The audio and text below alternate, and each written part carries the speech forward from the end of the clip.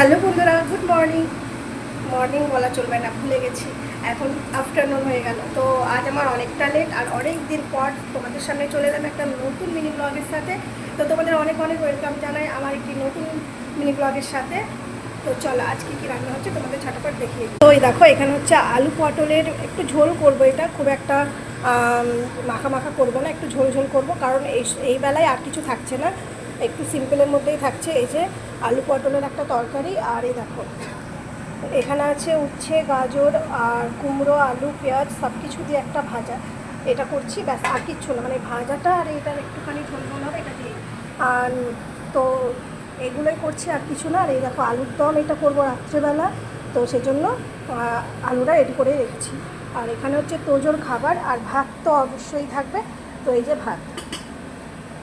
তো রান্নাগুলো দেখতেই পেলে সিম্পলের মধ্যে একদম করছি, কারণ যে পরিমাণে গরম পড়েছে এর থেকে আর কিছু খাওয়া আমাদের সম্ভব নয়। একটা ঝোল ভাত, একটু ভাজা, এটাই ঠিক আছে।